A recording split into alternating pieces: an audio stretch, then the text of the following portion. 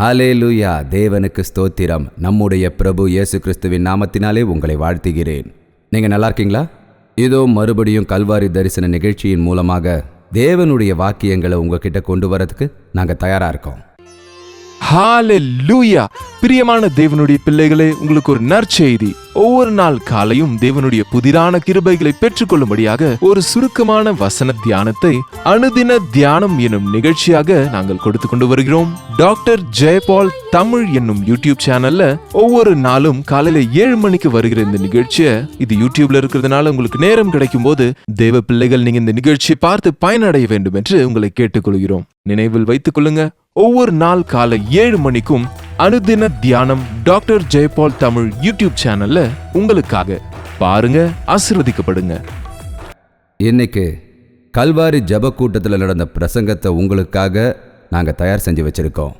பல்லாயிரம் மக்கள் ஒன்னா கூடின சபையில் தேவனோட சபை நிறைந்திருக்கிறத நாங்கள் பார்த்தோம். விதவிதமான கவலைகளோடையும் வேதனையோடையும் வந்த அனைவரையும் அவங்களோட வேதனைகள் தீருமாறு தேவன் அவங்களுக்கு நற்செய்திகளை கொடுத்திருக்காரு.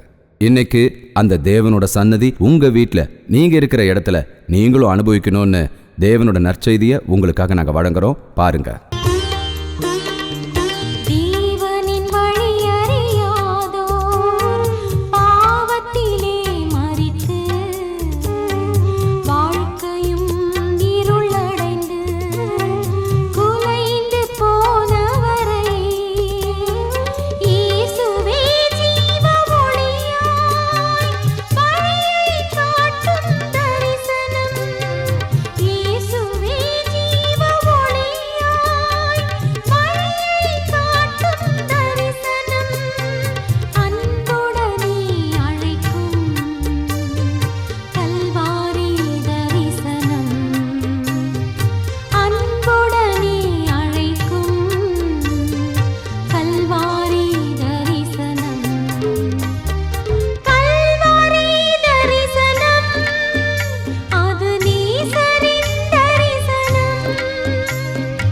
யோவான் எழுதின புத்தகம் 1:2 அதிகாரம் 1 சில வசனங்கள்.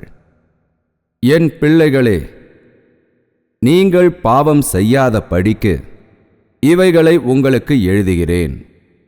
ஒருவன் பாவம் செய்தவனானால் நீதிபரராயிருக்கிற இயேசு கிறிஸ்து நமக்காக பிதாவினிடத்தில் பரிந்து பேசுகிறார்.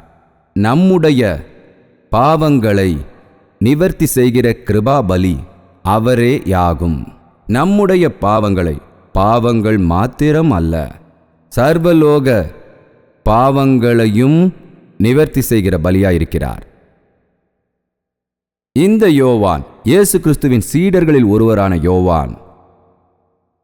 இயேசு அப்பாவை இளம் வயதிலேயே பின்பற்றின சீஷர். அவருடைய சீஷர்களிலே மிகவும் சிறு வயது கொண்டவர். ஆனால் இப்போ இந்த கடிதம் எழுதும்போது அவர் அனைத்தும் அறிந்தவராயிருக்கிறார், நிறைந்த அறிவு உடையவர். தன்னோட இளம் வயசுல இயேசு அப்பாவை பின்பற்றின இந்த சீஷர் தன்னோட முதிர் வயது, அதாவது 100 வயது அவருக்கு ஆன போதும் கூட வசனங்களை பிரசங்கம் பண்றதை நிறுத்தல.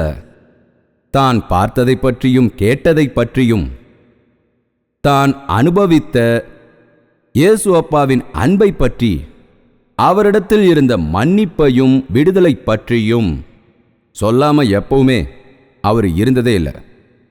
அவருக்கு ரொம்ப வயசானதுனால அவர் பார்க்குற எல்லாருமே அவருக்கு பிள்ளைகளாக தான் தெரிஞ்சாங்க.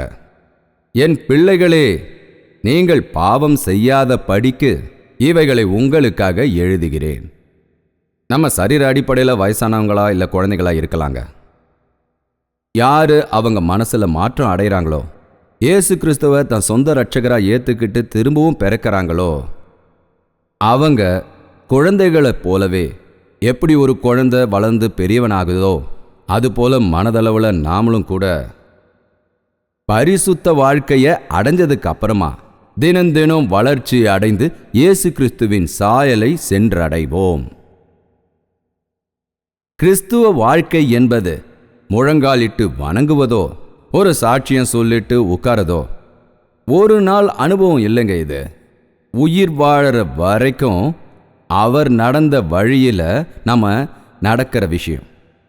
இன்று கிறிஸ்துவ பக்தியை கூட ஒரு மூட நம்பிக்கையா மாத்தி நோயை குணப்படுத்திக்கிறதுக்கும் நன்மையை அடையறதுக்கும் ஆசீர்வாதத்தை பெறறதுக்கும் இயேசு அப்பாவை நம்புறேன்னு சொல்றவங்க நிறைய பேர் இருக்காங்க. நீங்க அப்படிப்பட்டவங்களா? இல்லைன்னு சொல்லலாமே. நான் சொல்றதுக்காக தான் அப்படி சொல்றீங்களா? நீங்க உங்க உள் மனசுல இருந்து சொல்லுங்க. சாவி கொடுத்த பொம்மை மாதிரி நான் சொன்னதையே திருப்பி சொல்லாதீங்க. என் பிள்ளைகளே, நீங்கள் பாவம் செய்யாத படிக்க இவைகளை எழுதுகிறேன்னு சொன்னாரு. இயேசு அப்பாவை தெரிஞ்சுக்கிறதுக்கு முன்னாடி நம்ம எல்லாருமே பாவிகள் தான். உண்மையா இல்லையா? நான் பரிசுத்தவான்னு சொல்லிக்கிறவனுக்கு இயேசு அப்பா தேவையில்லை. நோயா இருக்கிறவனை தான் தேவன் தேடிக்கிட்டு இருக்காரு. நோயுள்ளவனுக்காக தான் வந்தேன், நீதிமானுக்காக நான் வரலன்னு சொன்னாரு. பாவிகளை தேடி ரட்சிப்பதற்காகவே அவர் வந்தாரு. சில பேர் நான் பாவி இல்லை, அப்படிதான் நான் இந்த உலகத்தில் பிறந்தேன்னு சொன்னா அவன் ஞானம் இல்லாதவன். ஏன்னா நாம பாவத்தின் சுபாவமாக தான் இந்த உலகத்தில் பிறக்கிறோம். ஆதாமுடைய ஒரு பாவம் மனிதனுக்குள்ள சர்வ சாதாரணமாக வருது. அதனால இழிந்த மானிடனுடைய சுபாவம் பாவங்களை செய்யறதுக்காக நம்மளை தூண்டி விடுது. சில பேர் கிரியையில் பாவம் செய்வாங்க, சில பேர் அதிகமாக பண்ணுவாங்க, சில பேர் கொஞ்சமாக பண்ணுவாங்க. சில பேர் சில பாவங்களை செய்வாங்க, சில பேர் பண்ண மாட்டாங்க. சில பேர் பாவங்களை அவங்க வாயாலையும் கண்ணாலையும் செய்வாங்க, சிந்தனையால் செய்வாங்க, ஆழ் மனசால செய்வாங்க. இந்த மாதிரி எந்த பாவம் செஞ்சாலும் தேவனோட பார்வையில் அவன் பாவிதான். விபச்சாரம் செய்யக்கூடாதுன்னு தேவன் சொல்லியிருக்காரா இல்லையா? நான் உங்களுக்கு சொல்லுகிறேன், இச்சை கண்ணோடு பார்க்கிற எவனும் இதயத்தினாலே அவளோடு விபச்சாரம் செய்தவனாயிற்று என்று சொன்னார் இல்லையா? அதனால சிலர் கிரியையினால பாவம் செய்யலனாலும் அவங்க ஆலோசனையில பாவம் செய்றாங்க. இங்க இருக்கிற நீங்க எல்லாரும் எனக்குள்ள பாவ சுபாவம் இருக்குன்னு ஒத்துக்கிறீங்களா? ஒத்துக்கிறீங்களா? இன்னும் நீங்க பாவம் செஞ்சுக்கிட்டே இருக்கீங்களா? உங்க பாவங்களை இயேசு அப்பா கிட்ட ஒத்துக்கிட்டு அதை விடக்கூடிய நாள் ஒன்று இருக்கா?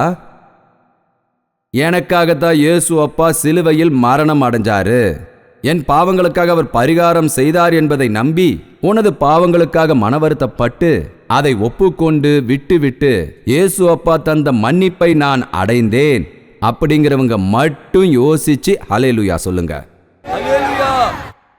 பரவாயில்ல எல்லாருமா? வேற என்ன வேணும்? ரொம்ப சந்தோஷம். ஒரு நாள் வாழ்க்கையில நடந்ததுங்க. இயேசு அப்பாவை நாம நம்புறோம். நம்மில் பல பேர் ஞானஸ்நானம் கூட எடுத்திருக்கோம். ஆனா மறுபடியும் நீங்க பாவம் செய்யாம இருக்கீங்களா? சொல்லுங்க. எல்லார் முன்னாடியும் சொல்றதுக்கு வெக்கப்படலாம், ஆனா வெக்கப்பட வேண்டிய விஷயம் இது இல்லை. தன் பாவங்களை மறைக்கிறவன் வாழ்வடைய மாட்டான், ஒத்துக்கொள்கிறவன் இரக்கம் பெறுகிறான் என்று தேவவசனம் சொல்லுது. மனமாற்றம் அடைந்ததுக்கு அப்புறமா இயேசு அப்பாவை நம்பினதுக்கு அப்புறமும் கூட சில பேர் சில சமயங்களில் தவறுகள் செய்கிறார்கள்.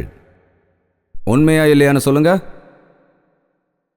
தப்பு செய்யும் போது நம்ம என்ன ஆயிடுறோம்? தேவனை விட்டு நம்ம விலகி போயிடுறோம். அதை விடுங்க. நம்ம மனசு எப்படி இருக்கும்? ரொம்பவே கடினமாயிடும். இதனால தான் இந்த வார்த்தையை தேவன் உங்ககிட்ட என்ன சொல்ல சொன்னாரு.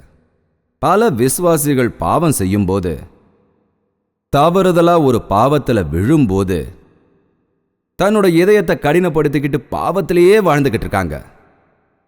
சிலர் பாவம் செய்யும் போது அவங்களாவே மன்னிக்க முடியாம, கேள்வி கேட்கிற அந்த இதயத்தோட கேள்விக்கு பதில் சொல்ல முடியாம சாராயத்தை குடிக்கிறதும், சினிமாவுக்கு போறதும், ஷாப்பிங் போறதும், இந்த மாதிரி போய் சமாதானப்படுத்திக்கவும் மனசுக்கு நிம்மதி ஏற்படுத்திக்கவும் முயற்சி செஞ்சுக்கிட்டு இருக்காங்க. இது ரொம்ப தப்பு.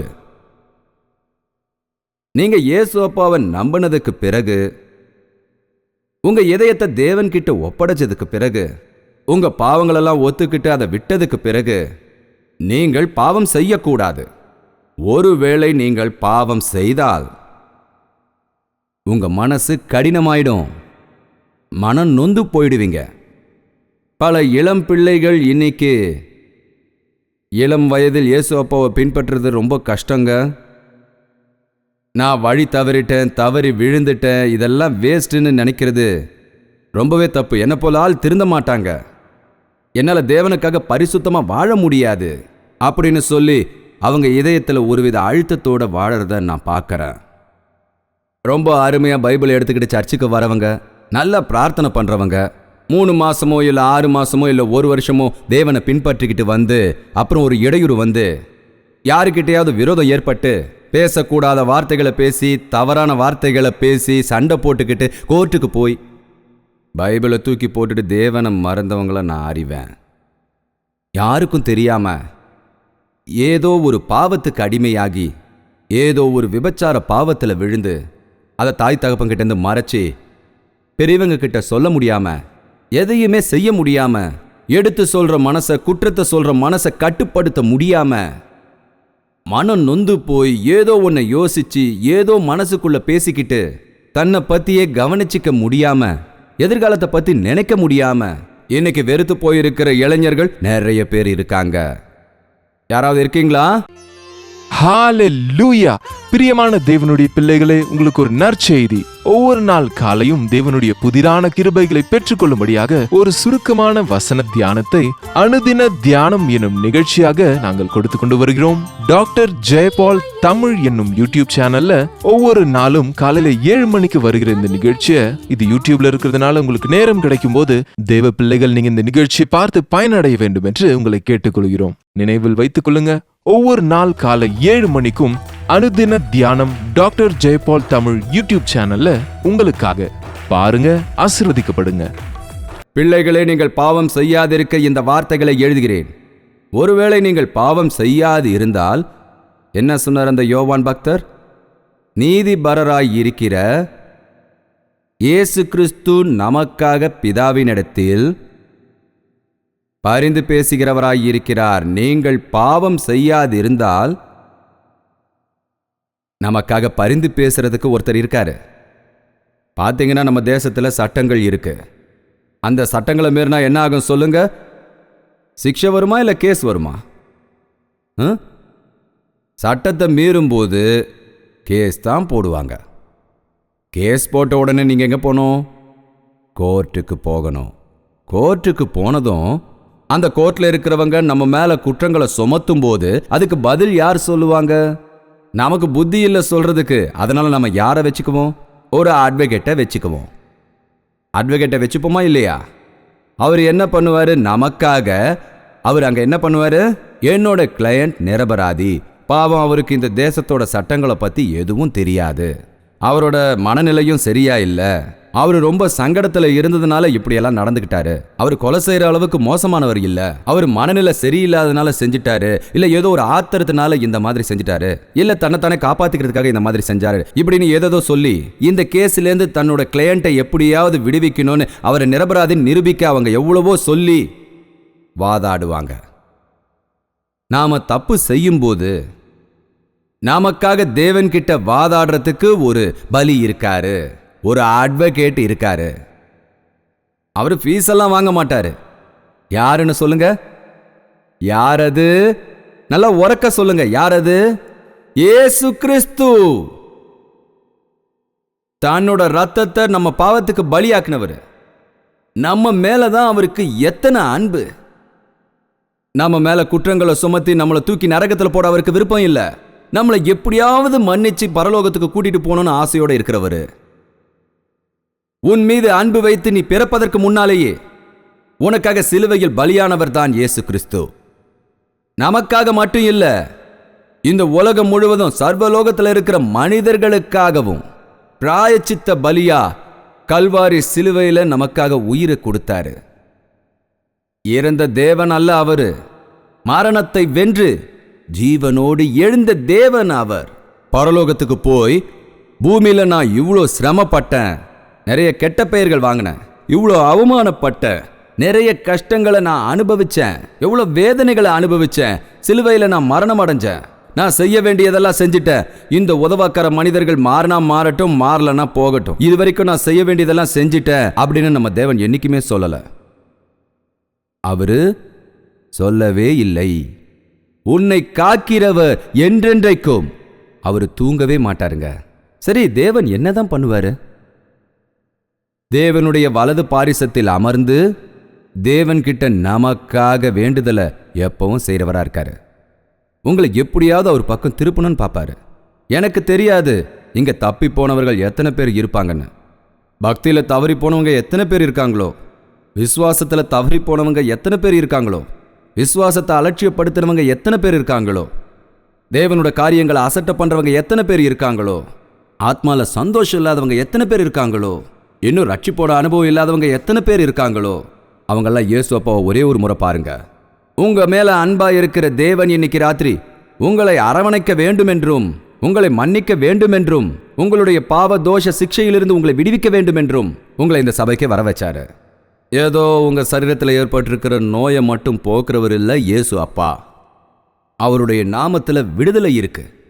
அவர் மேல பட்ட அடிகள் மூலமா நமக்கு விடுதலை இருக்கிறது.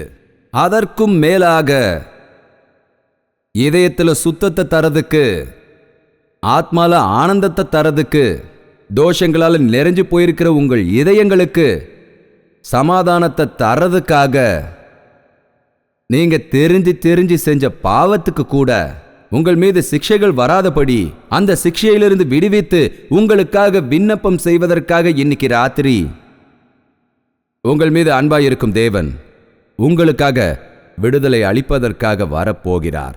இன்னைக்கு ராத்திரி நான் சொல்ல நினைக்கிறது, தேவன் என்ன சொல்ல சொன்னது இதுதான். நீங்கள் பாவம் செய்யக்கூடாது.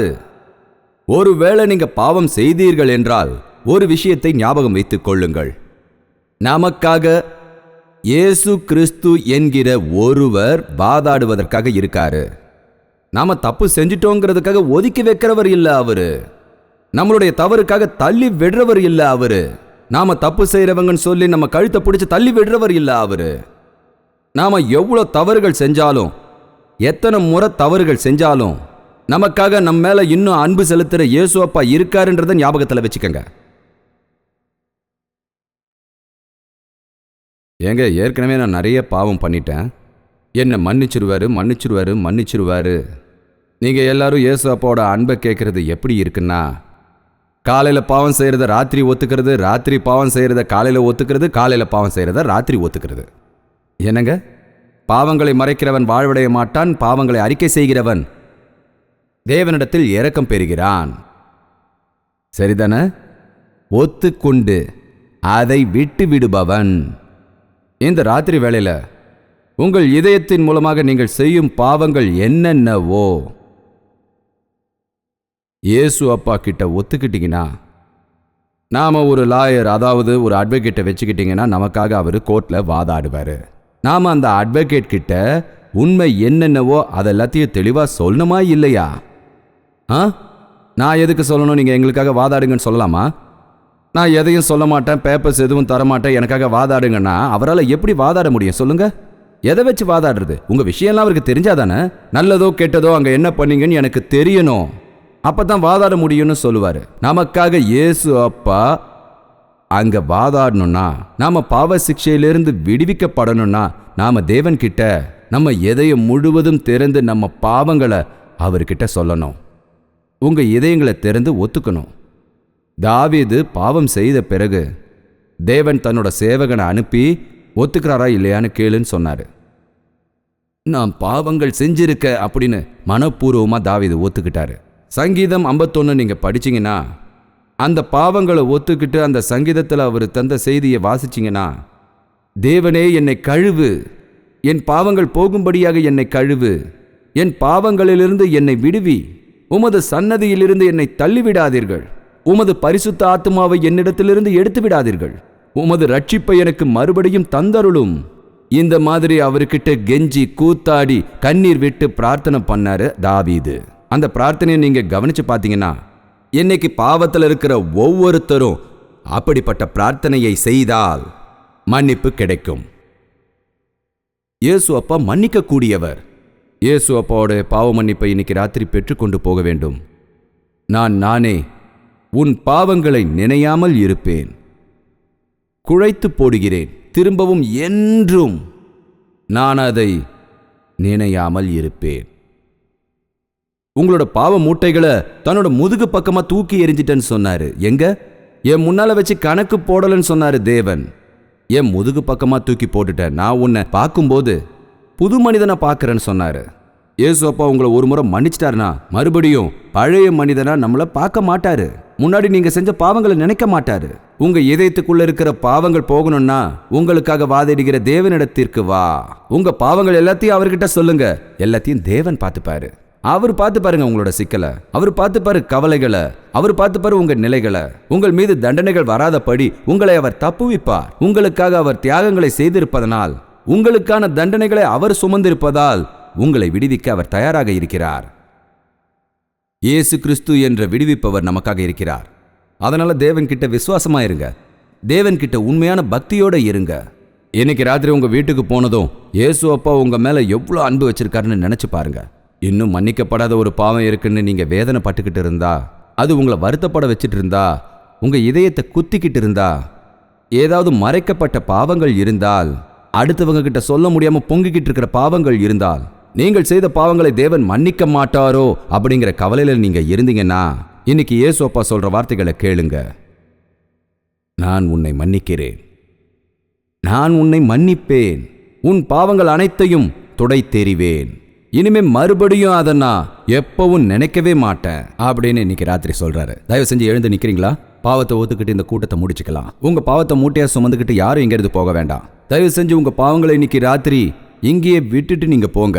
நீங்க ரட்சிக்கப்பட்ட விசுவாசியா இருந்தா, உங்க மனசாட்சி உங்களை கொல்ற எந்த பாவமா இருந்தாலும் கூட அதுல இருந்து இன்னைக்கு ராத்திரி நீங்க விடுதலை அடையணும்னு தெளிவான மனசாட்சியோட இயேசு அப்பா தர பாவ மன்னிப்பை பெற்றுக்கொண்டு இங்கிருந்து போகணும்னு தேவன் ஆசையா இருக்காரு. எல்லாரும் கைகளை மேல உயர்த்தி தேவனை நோக்கி பிரார்த்தனை பண்ணுவோம். ஐயா, எங்களை கண்ணோக்கி பாருங்கள் தகப்பனே. மறுபடியும் மறுபடியும் உம்மை காயப்படுத்துகிறோம் ஐயா. எங்களுக்காகவே நீர் சிலுவையில் உயிரை விட்டீர்கள் என்று நம்புகிறோம். எங்களை மன்னிப்பவரான உம்மை விசுவாசிக்கிறோம். மறுபடியும் மறுபடியும் பாவங்களிலேயே நாங்கள் விழுந்து கிடக்கிறோம் ஐயா. மறுபடியும் மறுபடியும் நாங்கள் குற்றங்கள் செய்கிறோம் ஐயா. மறுபடியும் மறுபடியும் உங்களுக்கு விரோதமாய் நடந்து எங்கள் மனசாட்சியை கெடுத்துக்கொண்டு எங்கள் இதயத்தை கடினப்படுத்திக் கொள்கிறோம் ஐயா. எங்களை மன்னியுங்கள் தகப்பனே. கவலையோடும் வேதனையோடும் எங்கள் இதயத்தை நாங்கள் கெடுத்துக்கொள்கிறோம் ஐயா. வருத்தப்பட்டு நலிந்து கொண்டிருக்கும் எங்களை மன்னித்தருளும் ஐயா. இப்படி உங்கள் இதய நிலையை தேவனிடத்தில் சொல்லுங்கள். தேவனுடைய பிள்ளைகளே, நீங்கள் திருடலாமா, ஏமாற்றலாமா, பொய் கூறலாமா, சினிமாவுக்கு போகலாமா, சிகரெட் பிடிக்கலாமா, விபச்சாரத்துக்கு இடம் கொடுக்கலாமா, மது பழக்கத்திற்கு அடிமையாகலாமா? இன்றைக்கு நாம் நம் இதயத்தில் அசிங்கப்பட்டு கொண்டிருக்கிறோம், வெறுப்பு வச்சிருக்கோம், கோபத்தை வைத்துக் கொண்டிருக்கிறோம், பேதங்களை வைத்துக் கொண்டிருக்கிறோம். இதெல்லாம் தேவனுக்கு பிடிக்காத பாவங்கள், நம்மை அழிக்கக்கூடிய சாத்தானின் ஆயுதங்கள் தான் இவை. இன்றைக்கு ராத்திரி தேவனிடத்தில் சொல்லுங்கள், என்னிடத்தில் இருக்கும் இந்த கோபத்தை எடுங்கள் என்று, என்னுள் இருக்கும் பொறாமையை எடுங்கள் என்று. கெட்ட ஆசைகளுக்கு நான் அடிமையாகிவிட்டேன். உமது நாமத்திற்கு களங்கத்தை ஏற்படுத்தி உம்மை விட்டு விலகி போகும் நிலையில் நான் இருக்கிறேன் தேவனே. இதோ இப்பொழுதே உமது பாதத்தின் அடியில் வருகிறேன் தகப்பனே. இன்றே உமது அரவணைப்பில் சேர்ந்து கொள்ள ஆசைப்படுகிறேன் தகப்பனே. என்னை மன்னிப்பீரா? என்னை உம்மோடு சேர்த்துக் கொள்வீரா? எனது பெயரை உமது ஜீவ புத்தகத்தில் எழுதுவீரா? என்னையும் உமது பிள்ளையாக அங்கீகரிப்பீரா? அப்படின்னு அவர்கிட்ட கேளுங்க. என்னை மன்னியுங்கள். நான் நிரந்தரமான தூய்மையான அன்போடு உம்மை நேசிக்கிறேன். என் உயிரை கொடுக்கும் அளவிற்கு உம்மீது அன்போடு இருக்கிறேன். நாம் நசுக்கப்படக்கூடாது என்பதற்காக நமக்காக தேவனின் வலது பாரிசத்தில் அமர்ந்து கொண்டு நமக்காக வேண்டிக் கொண்டிருக்கிறார். வா, என் அன்பு வளையத்திற்குள் வா என்று இன்னைக்கு ராத்திரி உங்களை தேவன் அழைக்கிறார். சந்தேகங்கள் வேண்டாம். என்னை தேடி வருகிறவர் யாவரையும் தள்ளிவிட மாட்டேன் என்கிறார் தேவன். நீ எப்படிப்பட்டவனாய் இருந்தாலும், நீ எப்படிப்பட்டவளாய் இருந்தாலும் உன்னை மன்னிப்பதற்கு தேவன், உன்னை கழுவி மறுபடியும் பரிசுத்த வாழ்க்கையை உனக்கு தருவதற்கு, பரிசுத்த வாழ்க்கையை நீ தொடர்வதற்கு இன்று இரவு இயேசு கிறிஸ்து சக்தியுள்ளவராயிருக்கிறார். விசுவாசியுங்கள். எனது பாவங்கள் மன்னிக்கப்பட வேண்டும் என்று நான் ஆசைப்படுகிறேன். இப்படி சொல்றவங்க அவங்க வலது கையை தூக்குங்கள். இன்று இரவு நான் பரிசுத்தவானாக்கப்பட்டு இங்கிருந்து போக வேண்டும் என்று ஆசைப்படுகிறவர்கள் அவர்கள் கைகளை உயர்த்துங்கள். இயேசு அப்பா என் மீது இவ்வளவு அன்பு வைத்திருக்கிறாரா? இயேசு அப்பா என் மீது இவ்வளவு பிரியம் வைத்திருக்கிறாரா? இன்னமும் என்னை மன்னிக்கிறாரா? அப்பா, இயேசு அப்பா, உமது பிரியத்திற்கு நன்றி ஐயா. நீர் என்னை மன்னிக்க மாட்டீர் என்று நினைத்தேன். இன்னும் நீர் என்னை மன்னிக்கிறீரா? அவரை விசுவாசிக்கிறவர்கள் அவரிடத்தில் இதுபோல் கேளுங்கள். என் தேவனிடத்தில் என் நிலையை சொல்கிறேன் என்கிறவர்கள் உங்களது வலது கரங்களை உயர்த்துங்கள். தேவன் ஒரு அற்புத காரியங்களை இன்று இரவு உங்களுக்கு செய்வார். பரிசுத்தமானாக்கப்பட்டு இன்று இரவு நீங்கள் உங்கள் வீட்டிற்கு செல்லலாம். 2000 வருஷத்துக்கு முன்னால கல்வாரி மலையில உங்களுக்காக உயிரை தந்த தேவன், நீங்கள் பிறப்பதற்கு முன்னாலேயே உங்கள் பாவங்களுக்காக தன்னை அர்ப்பணித்துக் கொண்ட தேவன் இன்னைக்கு ராத்திரி உங்களை அழைக்கிறார். உங்களுக்கு விடுதலை தருவார். உலக பாவங்களுக்காக பலியாகிற தேவனோட ஆட்டுக்குட்டி நமது இயேசு கிறிஸ்து நம் மத்தியில் சஞ்சரித்துக் கொண்டிருக்கிறார். உமது பாவ பாரங்களை நீங்கள் அவர் மீது சுமத்துங்கள். உங்களது நோயாய் இருந்தாலும், உங்களுடைய கடன்களாய் இருந்தாலும், உங்களுடைய மனபாரங்களாய் இருந்தாலும், உங்களுடைய வேதனைகளாய் இருந்தாலும், உங்களுடைய கஷ்டங்களாய் இருந்தாலும், வேறு எந்த விதமான வேதனைகளாய் இருந்தாலும், எந்த விதமான கஷ்டங்களாய் இருந்தாலும், அது அனைத்தையும் கல்வாரி வரை எடுத்து சென்று பிராயச்சித்தம் செய்வதற்கு, உங்களுக்கு சமாதானம் தருவதற்கு இயேசு அப்பா தயாராக இருக்கிறார். 2 கரங்களையும் மேலே உயர்த்தி பிரார்த்தனை செய்யுங்கள். பரிசுத்த தகப்பனே, எங்களை பாரும் ஐயா. எங்களுக்காக கல்வாரி மலையில் உயிரை தந்த இயேசு அப்பா, எங்களை பாருங்கள் தகப்பனே. எந்த இதயத்தில் வேதனை இருக்கிறதோ, யாரு பாவத்தினால நலிஞ்சு போயிருக்காங்களோ, யாரு அவங்களோட இதயத்தை கடினம் செய்து கொண்டு கல் போன்று முரடர்களாக சுற்றி கொண்டிருக்கிறார்களோ, அப்படிப்பட்ட கல் இதயங்களை உடைப்பதற்காக உமது வார்த்தைகளினால் இன்று இரவு இங்கு வந்திருக்கும் தகப்பனே நன்றி. 2 பக்கமும் கூர்மையாயிருக்கும் உங்களது கத்தியை வைத்துக்கொண்டு எங்களது ஆழ்ந்த இதயத்தில் இறங்கி, நான் நல்லாதான் இருக்க, எங்களுக்கு பாவங்கள் எதுவும் இல்லை என்று சொல்லி திரிந்து கொண்டிருக்கும் எங்கள் அனைவரின் எண்ணங்களையும் எரிந்து உமது வசனத்தினால் எங்களை திருத்தியதற்கு நன்றி தகப்பனே. இன்னைக்கு ராத்திரி யாரும் தங்கள் இதயங்களை கடினப்படுத்திக் கொள்ளாமல் ஒவ்வொருவரும் உமது பாதத்தின் அடியில் வந்து நீர் தருகிற பாவ மன்னிப்பை அடைந்து, உங்களது பாவங்கள் மன்னிக்கப்பட்டு விட்டது, சமாதானத்தோடு செல்லுங்கள் என்று நீர் இந்த உலகத்தில் இருக்கும்பொழுது சொல்லியதைப் போல இங்கிருக்கும் ஒவ்வொருவருக்கும் சொல்லுங்கள் தகப்பனே. அவர்கள் நோய் நொடியிலிருந்து விடுவிக்கப்பட்டவர்களாக, பாவம் இல்லாதவர்களாக, குற்றங்கள் இல்லாதவர்களாக, உமது பிள்ளைகளாக மாறி எங்கள் வீட்டிற்கு செல்வதற்கு எங்களுக்கு உதவிடும் தகப்பனே. இயேசு கிறிஸ்துவின் நாமத்தினாலே உம்மிடம் கேட்கிறோம் தகப்பனே. ஆமேன், ஆமேன், ஆமேன். ஹalleluya. பிரியமான தேவனுடைய பிள்ளைகளே, உங்களுக்கு ஒரு நற்செய்தி. ஒவ்வொரு நாள் காலையும் தேவனுடைய புதிரான கிருபைகளை பெற்றுக்கொள்ளும்படியாக ஒரு சுருக்கமான வசன தியானத்தை அனுதின தியானம் என்னும் நிகழ்ச்சியாக நாங்கள் கொடுத்து கொண்டு வருகிறோம். டாக்டர் ஜெயபால் தமிழ் என்னும் யூடியூப் சேனல்ல ஒவ்வொரு நாளும் காலையில 7 மணிக்கு வருகிற இந்த நிகழ்ச்சியை, இது யூடியூப்ல இருக்கிறதுனால உங்களுக்கு நேரம் கிடைக்கும் போது தேவ பிள்ளைகள் நீங்க இந்த நிகழ்ச்சியை பார்த்து பயனடைய வேண்டும் என்று உங்களை கேட்டுக்கொள்கிறோம். நினைவில் வைத்துக் கொள்ளுங்க, ஒவ்வொரு நாள் காலை 7 மணிக்கும் அனுதின தியானம் டாக்டர் ஜெயபால் தமிழ் யூடியூப் சேனல்ல உங்களுக்காக பாருங்க, ஆசீர்வதிக்கப்படுங்க. உங்களுக்காக நாங்கள் பிரார்த்தனை பண்ணணும்னு நீங்கள் ஆசைப்பட்டீங்கன்னா உங்கள் பிரார்த்தனை தேவைகளை எங்களுக்கு தெரியப்படுத்துங்க. உடனே ஃபோன் பண்ணுங்க. எங்கள் பிரார்த்தனை வீரர்கள் தயாராக இருக்காங்க. அவங்க ஃபோனை எடுத்து நீங்கள் சொல்கிற விஷயங்களை கேட்டு எழுதி அப்புறம் எங்ககிட்ட தராங்க. நிச்சயமா அவங்களும் நானும் உங்களுக்காக பிரார்த்தனை பண்ணுறோம். நீங்களும் பிரார்த்தனை பண்ணுங்க. அற்புத காரியங்கள் உங்கள் வாழ்க்கையில் நடக்கும்.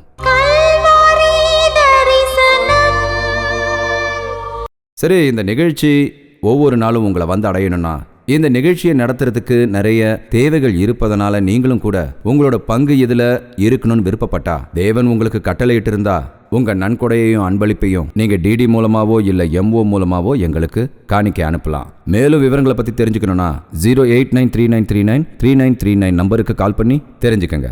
தேவனோட சித்தப்படி நம்ம மறுபடியும் சந்திக்கலாம். அது வரைக்கும் தேவனோட மகாகிருபை உங்களுக்கு துணை இருக்கட்டும். உங்கள் தேவைகள் எல்லாவற்றையும் நீங்கள் எழுத வேண்டிய முகவரி ஜெயபால் ஃபவுண்டேஷன்ஸ், இலக்கம் 29, new colony road, Velachery, Chennai 6,42,00,000.